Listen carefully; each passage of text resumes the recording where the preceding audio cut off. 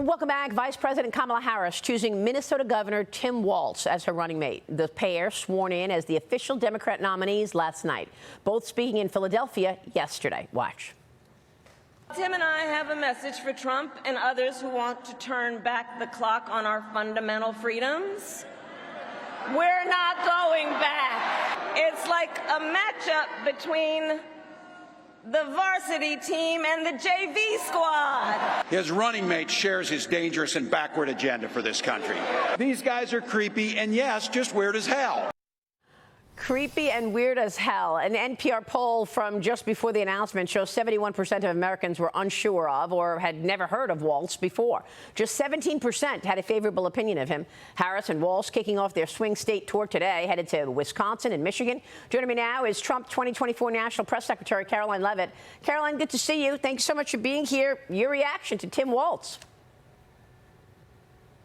Well, the Democrats and the mainstream media may want to portray Tim Walz as some moderate Democrat, but you can't stick a camo hat on the guy and expect that to fool the American people. Tim Walz's radical record speaks for itself, and we have a very deep opposition research book on him and a lot of money to spend to ensure every voter understands how radical this guy is. Just look at what he believes on the economy. He's proposed raising taxes in Minnesota multiple times. The average inflation rate in Minnesota has outpaced the national average. Working families there are struggling.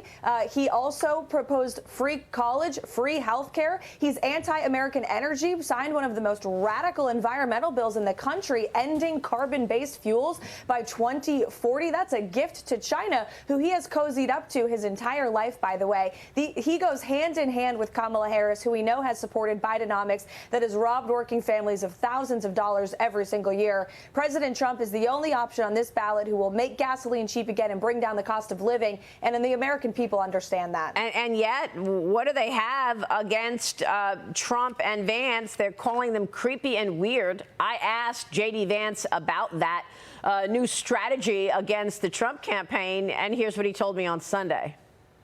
I actually take their criticism as a badge of honor. Of course, the media is going to attack the people they fear the most. And I don't come from inside the Beltway, Maria. You know, I grew up as a poor kid. I didn't come from a political family or a wealthy family.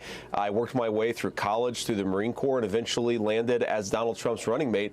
I think that's a story that a lot of normal Americans can empathize with. And I guess the Democrats see all of that as weird. What do you say about this new strategy to call you weird from the Democrats? I think that it's a lot of projection. I'm doing this because I want to be a good public servant who fixes the problems of the Democrats. They can call me whatever they want to. The middle school taunts don't bother me. What bothers me and what offends me is what Kamala Harris has done to this country.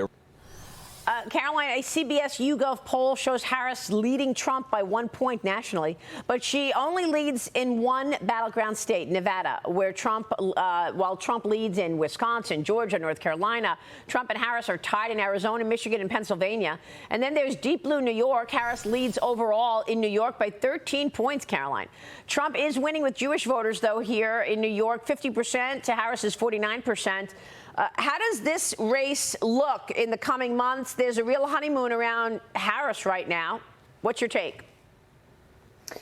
Well, our campaign predicted there would be a Harris honeymoon as the Democrats appointed her as their new darling, even though in 2020 they tried to boot her out of their own primary. You can't trust these people, that's for sure. However, our campaign strategy remains the same, bringing President Trump's winning message of securing our southern border, of fixing the economy that Joe Biden and Kamala Harris have broken, of restoring peace around this world and bringing stability to the Middle East like there was during President Trump's first term. That's a message that resonates with working families across the country, and we'll continue to make sure that we're bringing it to every battleground state and even continuing to go on offense in these deep blue territories like New York, where President Trump has made historic gains, or Minnesota, Tim Walz's home state. That's a deep blue territory that is now in play for President Trump because Tim Walz's own constituents know how radical he is and how poorly his policies have made the quality of life in Minnesota. Just look at the streets of Minneapolis in the summer of 2020.